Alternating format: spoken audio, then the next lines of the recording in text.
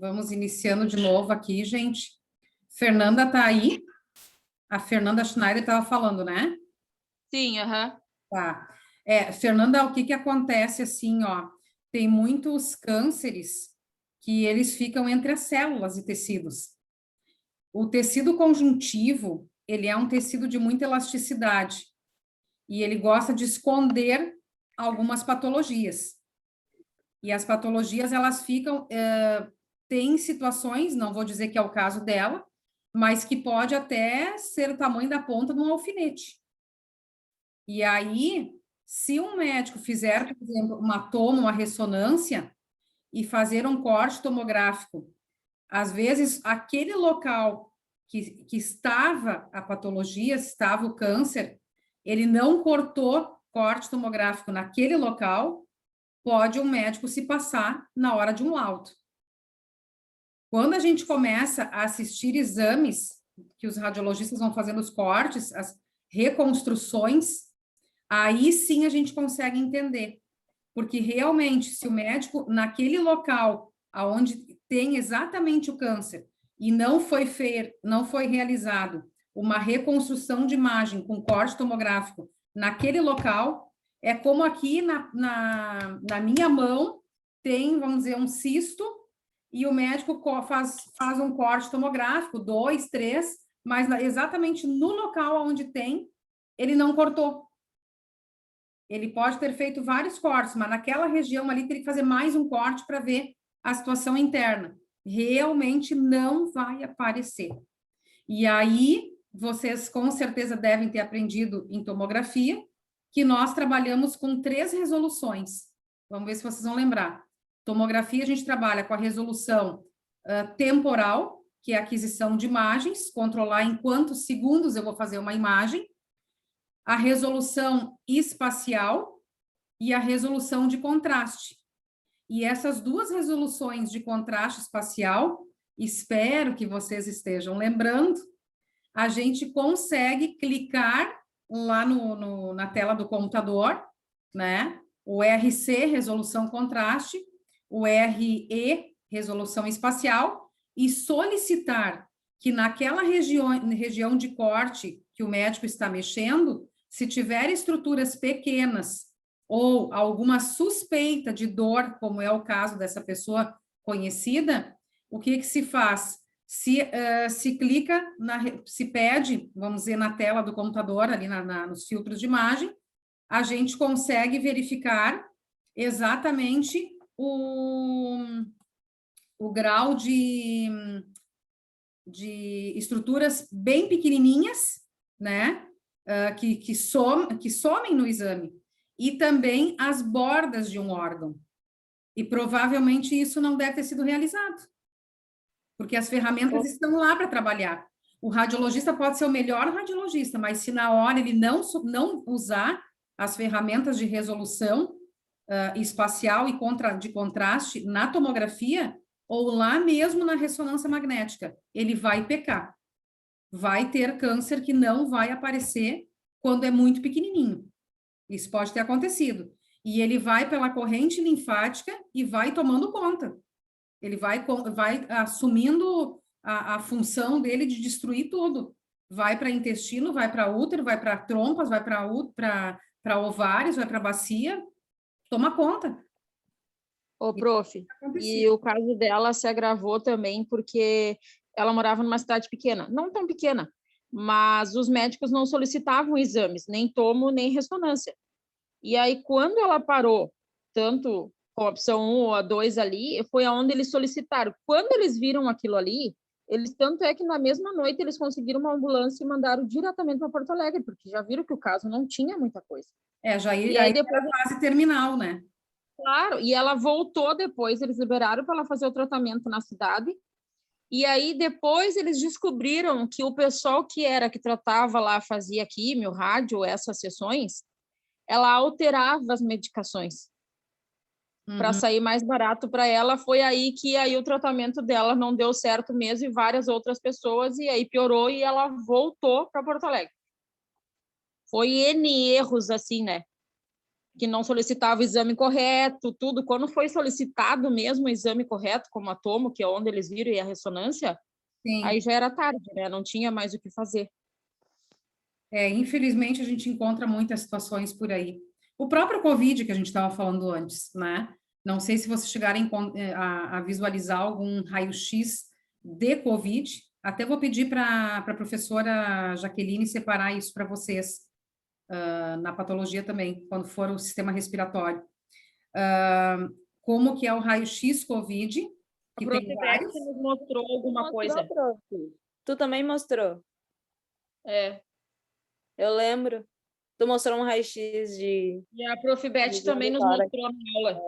A prof mostrou raio-x e toma, a prof. Beth mostrou de Covid para nós bastante imagens, bem interessante mesmo. Ai, que bom, então. Então, vocês têm essa noção.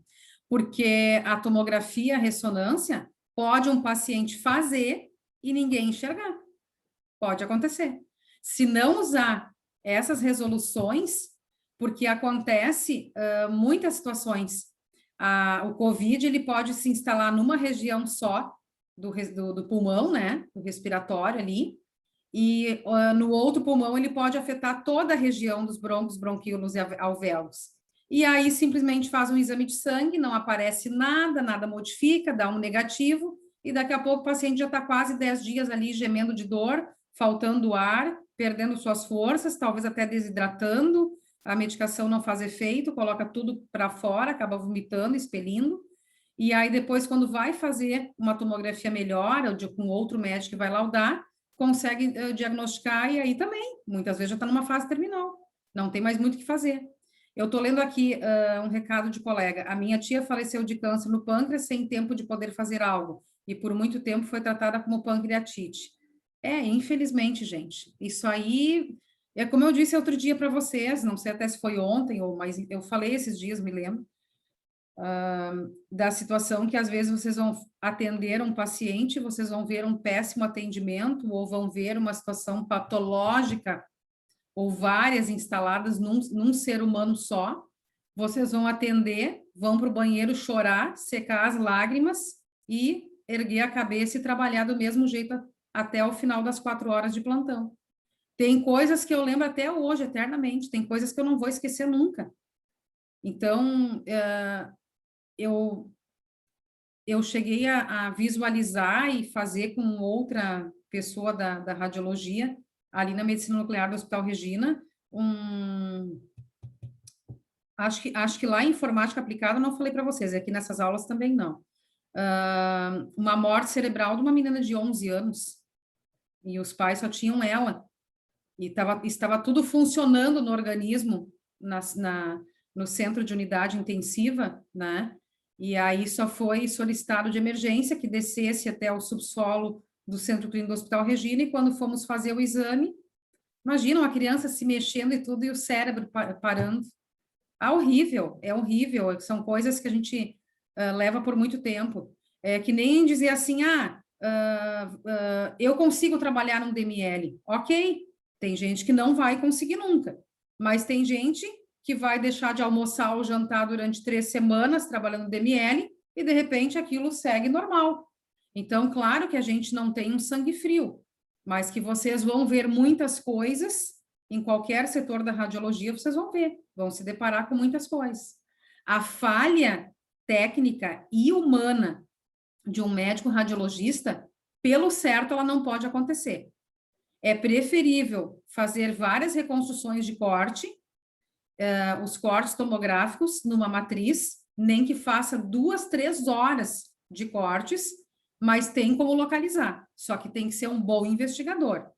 E aí muito vai depender, porque quando vocês responderem uma entrevista lá, o que é a tomografia, né? A tomografia é um exame de qualidade, alta definição, da mesma forma como ressonância magnética, trabalha-se com cortes tomográficos, reconstrução de imagem, a gente consegue trabalhar com atenuação de imagem, consegue fazer a regulagem, ajustes na tela com filtros, trabalhando com alta definição, definindo melhor um órgão, conseguindo trabalhar com colorido, depois preto e branco, tons de cinza, trabalhar com uma tabela, né, de cálculos numéricos que vai deixar uma imagem bem melhor para diagnosticar, ok, mas o cara tem que estar acostumado a fazer isso, o nosso profissional.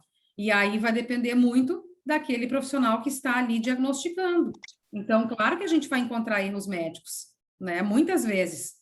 Quantas são os pacientes que fizeram uma tomografia e chegam num consultório e o médico vai dizer assim, não, Leila, eu quero que tu vá fazer numa outra clínica o exame. Confio melhor naquele radiologista.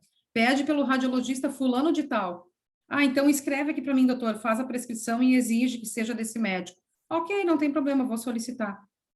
Eu falei para vocês outro dia, tinha alguns alunos dessa turma iniciando em 2020, quando eu comentei que eu estava e estou na minha casa com um diagnóstico positivo e um negativo de um câncer de mama, atingindo todo o axilar e mais o úmero, que se eu tivesse realmente num BIRAT 5, eu não estaria dentro da SEG, abraçando e conversando com todos vocês lá.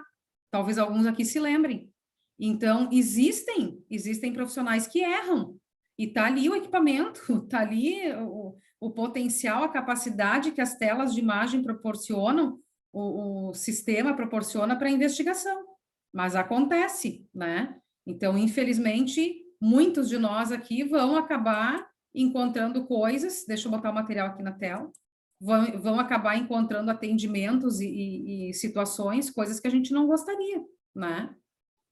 Mas vamos voltando aqui na uretrocistografia.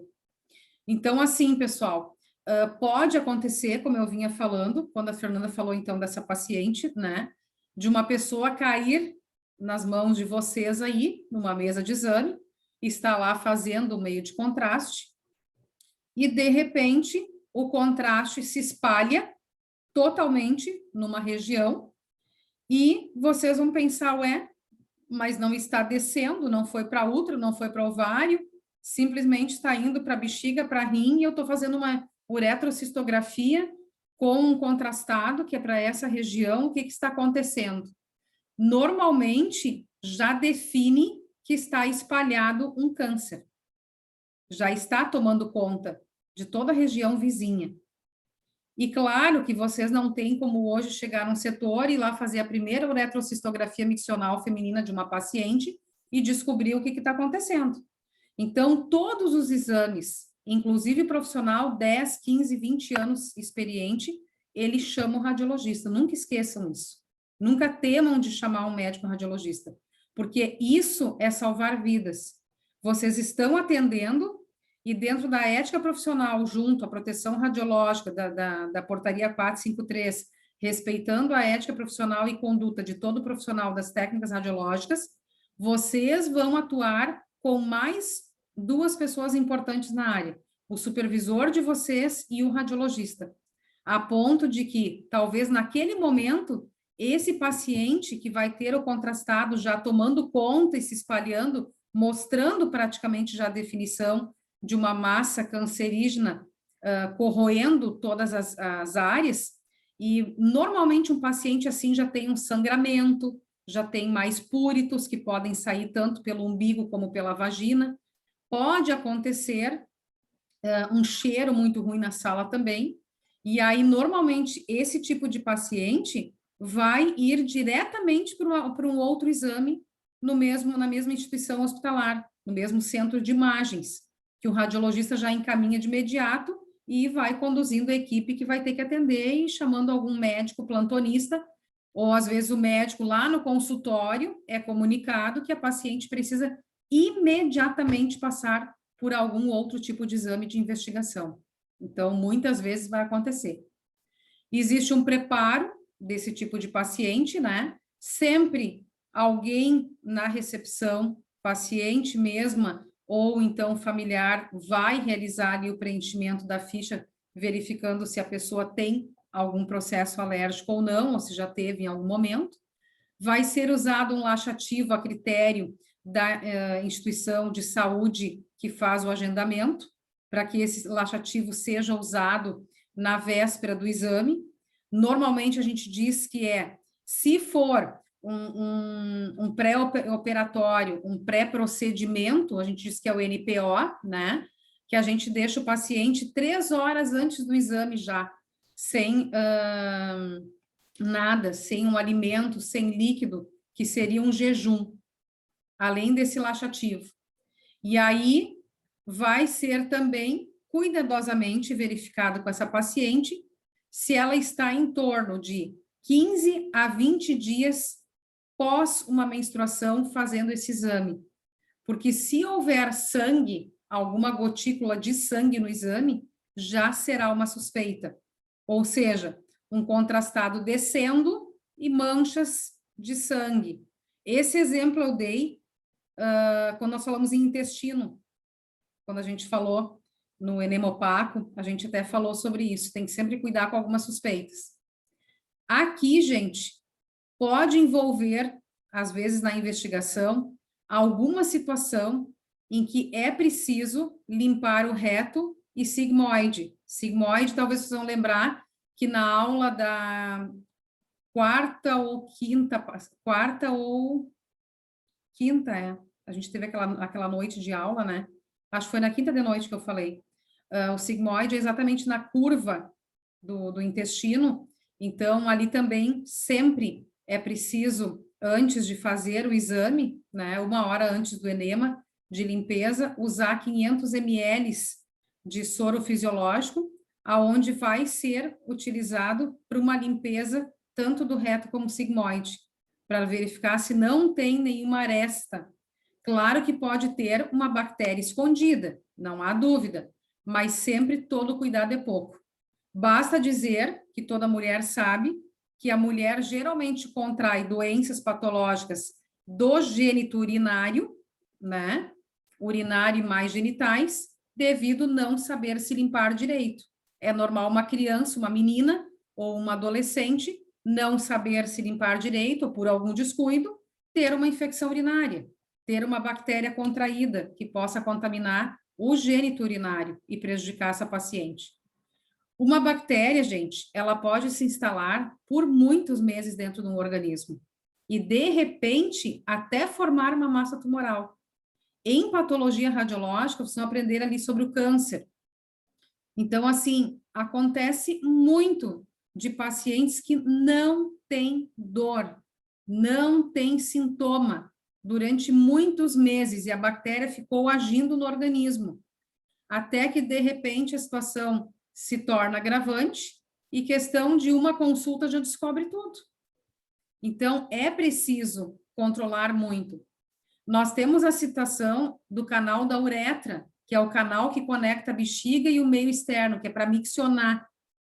E ali, que eu falei para vocês, entre o ânus e genitais, que a gente tem o assoalho vesical, tanto homens como mulheres, né?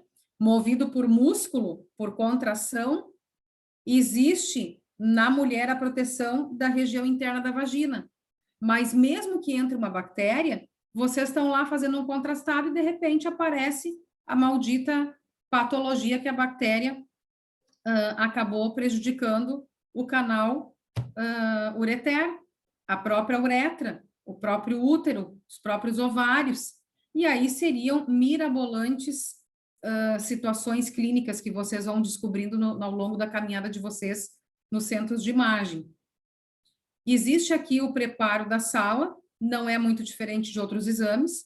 A gente precisa ter o carrinho de parada para verificar se, de repente, possa acontecer alguma situação inesperada, né? Eventualidade imprópria no momento, onde a paciente pode vir a ter até uma convulsão, um desmaio, enfim.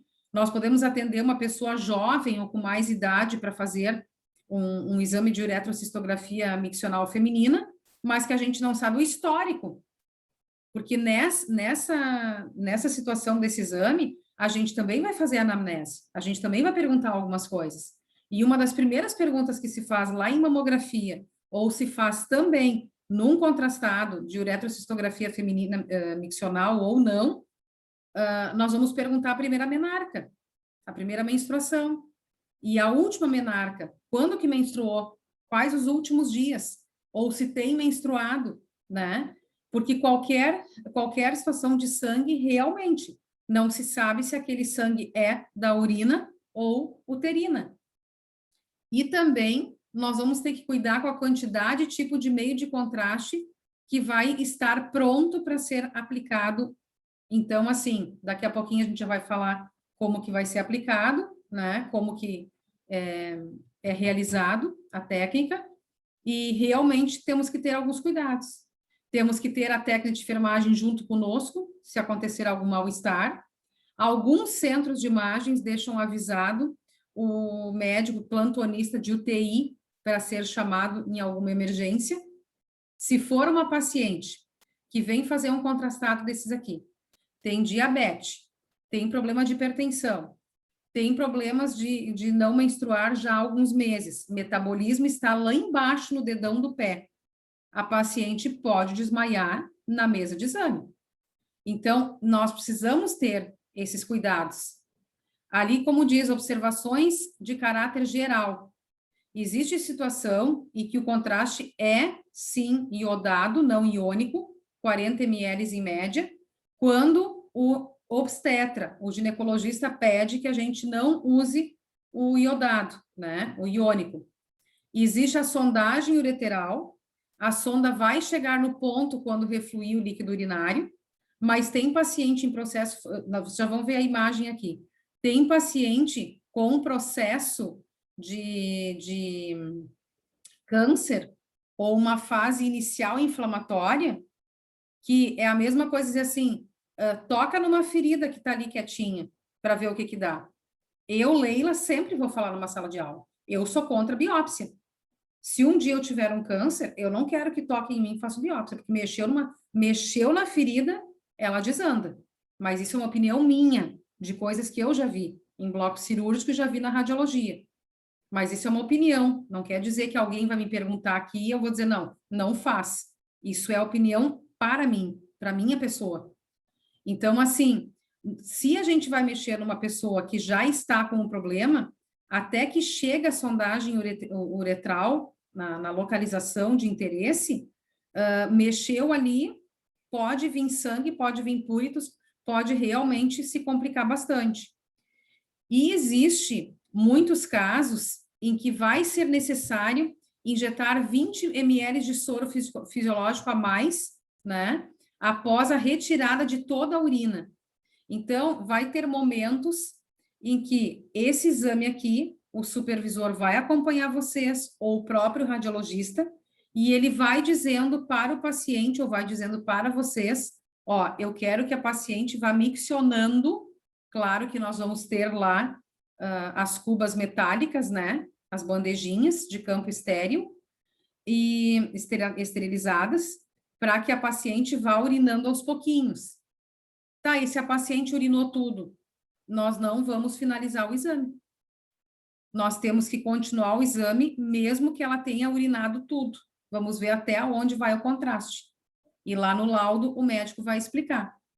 Mas o certo é ver se a urina está prejudicando ou não a caminhada, né, do útero em função do contrastado, mostrando se tem alguma situação que vem estar prejudicando aquela região. Então, muitos pacientes aqui têm problemas desde a bexiga até a sínfise púbica, que é a separação da bacia quando abre a perna, né? E que realmente, como eu falei antes no outro áudio aí, que a gente estava já iniciando a aula, que pode a paciente ter dificuldade de urinar. Ela já está praticamente mostrando que ela tem alguma patologia via gênito urinário. Está afetando as duas regiões, reprodutora e urinário. E aí, realmente, a bexiga, ela incha de uma forma que ela fica quase o dobro do tamanho. E aí, realmente, a gente assusta, porque enche, ela toma conta da tela. A gente está lá com a bexiga, com os rins, a bexiga da paciente, lá na tela do computador, e de repente aquilo incha, né? A gente fica apavorado quando o contrastado começa a fazer efeito. Gente, é usado uma sonda ureteral, antisséptico, Existe também o soro fisiológico que eles deixam numa temperatura morna de 200 ml, uma seringa de 20 ml e xilocaína gel. Então, assim, tudo vai depender do estado da paciente, se ela está em condição ou não. Vou dizer para vocês que dentro de um hospital aqui da região, onde temos várias freiras, né? Numa época em que eu trabalhei nessa unidade, nesse hospital, me lembro de uma madrugada, que foi muito comentado alguns anos atrás, onde uma das freiras tinha um problema geniturinário. E ela não queria fazer cirurgia, ela tinha que fazer cirurgia, e eles queriam fazer também contrastado, queriam fazer outros exames. Tomografia era, digamos assim, uma novidade, chegando já fazia uns 5 para 10 anos, né? Hoje já tem muitos anos. Mas, na verdade, foi um caso em que conseguiram deixar ela totalmente anestesiada para poder fazer um contrastado. Vocês dificilmente vão ouvir falar nisso, tá? Não se anestesia uma pessoa para fazer um contrastado. Então, vai fazer uma tomografia. Nesse mundo atual aqui hoje, com grandes tomógrafos, vai fazer uma tomografia numa paciente assim. Ou até mesmo uma ressonância. Mas não fazer uma anestesia, colocar uma pessoa para fazer anestesia, para não enxergar o seu exame ou se negar, porque hoje o paciente pode se negar, né? Acabou ela fazendo a cirurgia, acabou ela se curando e tudo mais, depois tiveram que contar para ela, mas foi uma novela, porque a religião não permitia e uma série de coisas, e assim vocês vão ver outros casos também. Muitas vezes o médico vai entregar um laudo, nós vamos entregar, o atendente da clínica que nós trabalhamos vai entregar um laudo, e a pessoa vai ver o laudo. Tem laudos que visivelmente tem como compreender o que se passa, né? Às vezes até diz sugestão de processo cirúrgico, de emergência ou alguma coisa assim, e a paciente não vai levar para o médico, ela vai esperar chegar à morte porque ela se nega a fazer um procedimento. É que nem a história do transplante de coração, pode acontecer às vezes de não aceitar, e muitas vezes nesses exames aqui, tem gente que até pergunta se é possível fazer uma anestesia porque não gostaria de fazer acordado, né? Despertar. Mas realmente a gente evita ao máximo, tá? É realmente mal e mal, deixando a pessoa mal e mal, sentindo a região com muito cuidado, mas não uma anestesia que deixa a pessoa realmente dormindo sem ver nada, certo? Vamos usar aqui, ou melhor, a técnica de enfermagem vai usar 2 cubas metálicas, normalmente, esterilizada, a gás estéril para asepsia e luva estéril. Sempre vamos ter alguns cuidados a mais, mas depende muito de como que está a paciente. Pode, em algum hospital, vocês saberem que, quando houver o exame de uretrocistografia feminina, precisa ter uma ginecologista, um obstetra, enfim, de plantão. Aí vai depender do que o hospital contrata, tá? Do que eles têm em plantão. Existe, conforme eu disse para vocês antes, a presença normal de glóbulos vermelhos, que são os eritrócitos, que é a hematúria. Pode acontecer de vocês estarem indo fazer lá todo o preparo da sala, a técnica de enfermagem vem, atende a paciente, vamos iniciando o exame, e quando vocês recém começarem o exame, comunicarem à paciente que vocês vão iniciar o exame, vocês vão, de repente, na uretrocistografia miccional, na técnica, ainda fazer como um primeiro exame, um raio-x simples, né? Pegando toda a região dos rins e a região reprodutora feminina. E aí, quando vocês vão fazer o raio-x, que vocês fazem o exame, já aparece um monte de manchas pretas, vocês não vão conseguir fazer o contrastado. De imediato, vocês chamando o supervisor ou o radiologista, ele vai constatar que tem muito sangue, né? Muitas vezes hemorragias, e aí é bem mais sério. Aí realmente tem que ser internado o paciente, se for uma clínica, vai ser encaminhado com brevidade para uma internação, com uma urgência, né? A hemorragia tem que ver a que ponto está esse paciente, o que realmente possa estar prejudicando ou vá prejudicar a ponto de, às vezes, até ir a óbito. paciente, às vezes, pode estar numa fase terminal de necrosar um útero, necrosar uma região uterina, e o paciente nem imagina ao ponto que ele está, né? Vai apodrecendo todos os órgãos. Falei para vocês outro dia, em uma das aulas aí, de uma senhora de Rolante, que quando chegou no plantão da clínica que eu trabalhava, e chamamos o cirurgião, o câncer dela era o tamanho de uma criança, de um bebê, né? Então, a gente vê de tudo. Pode acontecer, às vezes, algum despreparo em que a gente nem imagina o que está acontecendo com o paciente e ele também não. Então, geralmente, muitos pacientes que vocês vão atender na vida de vocês irão diretamente para um centro de unidade intensiva, uma UTI, para um procedimento cirúrgico, aonde o exame já está mostrando algo, é chamado o médico plantonista ou o médico que está assistindo o paciente prescrevendo o exame e já se resolve logo, conforme a situação. Tem duas coisas que acontecem no exame, tanto a uretrocistografia miccional feminina, como um exame de intestino, um exame digestivo, enfim, o paciente ele tem duas situações. Mesmo que ele tenha sido feito, recebido um preparo, mesmo que ele esteja em jejum, enfim, seja lá o que for, ele pode ter duas situações: romper totalmente as artérias, né? Veias e artérias, ter uma hemorragia interna. Ele pode também ter alguma situação de algum desmaio na mesa, e ele pode, às vezes, também estar simplesmente com um câncer que vai fazer com que, na hora de receber a técnica, né, onde vai ser injetado realmente o contrastado, pode acontecer dele passar mal e ter um mal súbito na mesa. A gente não sabe. Tudo vai depender de como o organismo dele vai reagir. E o paciente tem algumas situações de trompas de falópio, que a seguir eu vou mostrar numa imagem aqui. São tubas uterinas. E elas também gostam, muitas vezes, de complicar com a ovulação da mulher. Às vezes, uma mulher dessas vem fazer um exame, está grávida e não sabe.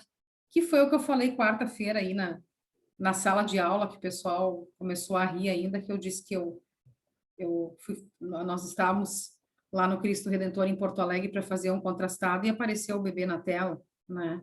Então, tem mulheres que, de repente, estão grávidas de 2, de 3, de 4 meses, estão menstruando ainda e não imaginam a gestação, imaginam completamente uma outra situação que possa ser uma patologia. Depois de realizar um raio-x simples, ser uma paciente que é possível fazer um raio-x simples e aí partir para a técnica de contrastado, né, com a técnica de enfermagem, o que vai acontecer? Vai ser injetado 20 ml de soro fisiológico numa temperatura corporal. A técnica de enfermagem também vai usar mais 20 ml de contraste para fazer o fundo, que a gente chama que é a base, que é pegar exatamente a região também da bexiga e o assoalho vesical. Depois ela vai injetar mais 20 ml de contraste, já são 60 ml, e depois mais o restante da solução fisiológica, que vai dar, em média, 100 ml. Isso pode chegar a uma totalização de 160 ml de contrastado. Depende muito do tipo de embalagem que é utilizado, a marca também, e o que o radiologista está acostumado a solicitar de uso ao setor de compras do centro de imagens. Depois é feito demais radiografias, também com o contraste ainda. Então, a gente faz frontal com raio central 15 graus descendente. Vamos deixar a paciente obliquada, com posterior direito. Então, vai pegar toda a região direita dela, no filme radiográfico. Depois, obliquada posterior esquerda, também. A gente diz que é central perpendicular ao filme. Quando a gente for lá para o laboratório, eu vou fazer muito isso aí com vocês, para vocês entenderem o que é a angulação, o porquê que a gente faz uma região obliquada, né? Que nem aqui diz ângulo uretrovesical anterior até 30 graus, ângulo uretrovesical posterior até 100 graus, que é como pegar a imagem angulada, a gente pega a parte interna da estrutura, que a gente não está radiografando uma bacia, a gente está fazendo uma uretrocistografia miccional. Então, precisamos pegar a região interna, que pegue o útero, que a gente consiga analisar, né? E ali nós precisamos justamente pegar ali toda a parte, nesse caso aqui, do assoalho vesical, que é o quê? Entre o ânus e genital. E aí a gente consegue fazer uma boa imagem. Na verdade, aqui, gente, nesse tipo de exame, é feito principalmente, em todas as uretrocistografias, mais vídeo do que imagem, tá? Vai depender da condição do hospital, o tipo de equipamento que eles utilizam e o monitor também. Mas geralmente são vídeos. Podemos fazer imagem, igual aquele raio-x simples ali, mas geralmente a gente vai trabalhar principalmente fazendo vídeo. É como se fosse quase um escaneamento. Mas o escaneamento a gente sempre diz que é quando sai da mesa, né? A esteira, digamos assim, que é igual tomografia e ressonância. A uretrocistografia retrógrada miccional, que também é possível fazer. A gente diz que é retrógrada porque a gente vai fazer a bexiga e o canal da uretra, mas vai avaliar exatamente a diminuição de jato urinário de um paciente, ou uma hipertrofia de próstata, ou uma estenose uretral. Ou seja, são 3 casos diferentes aqui. Então, assim, se o paciente tiver alguma situação, nós podemos fazer a uretrocistografia retrógrada, tanto feminina como masculina. Então, assim, se for a feminina, nós vamos ter problema principalmente bexiga e canal da uretra. Se for masculino, nós vamos ter uma hipertrofia da próstata, que está perdendo as suas funções. E nós temos aqui pacientes, tanto feminino como masculino, que apresentam também a hematúria por tumor, né? Tem muita gente que tem traumatismo de bexiga ou uretra, ou seja, tem pouco jato, né? Que é a diminuição do jato urinário, mas já provocando alguma situação traumática de mais tempo, não é algo recente. Então, isso aqui é uma coisa que pode até aparecer, uma diminuição de jato urinário num exame de tomo, de ressonância, com a gente fazendo o paciente miccionar e urinando, mas normalmente a gente consegue fazer também num contrastado. Só que aí depende muito da nossa conduta, o nosso jeito de lidar com o paciente. E existe ainda situações em que a técnica da enfermagem aplica, né, injeta o contrastado e simplesmente ele dá um refluxo. Ele acaba voltando, a gente chama de vesícula ureteral. E aí não tem mais como fazer o exame. Simplesmente o contraste não vai evoluir. Existem lesões traumáticas da uretra e da bexiga. Existe também hipersensibilidade ao meio de contraste. Então, tem pessoas que, eu não sou alérgica, eu posso usar o contraste. Quando começa o contraste a agir exatamente na uretrocistografia, o paciente começa a ter um vermelhidão, um calorão, começa a passar mal, e às vezes é em função dele ter falta de vitamina D, ele tem problemas de situação de retenção de líquido, e o organismo dele fica hipersensível, ou seja, o metabolismo dele está baixo. Assim como ele não aceita uma medicação, ele não aceita um contrastado. Nós vamos ter que parar o exame. No preparo do exame da uretrocistografia retrógrada miccional, existe como também fazer a mesma forma de preparo que a gente faz na uretrografia feminina. A gente pode fazer aqui na masculina e na feminina também, mas aí nós vamos mudar um pouquinho ali o jejum. Ele vai ser de 3 horas antes do exame. E aí também vai ter o laxativo na véspera, né? Vai preencher lá o consentimento informado, e nós vamos, infelizmente, ter que encaminhar a esse paciente, através da técnica de enfermagem, 500 ml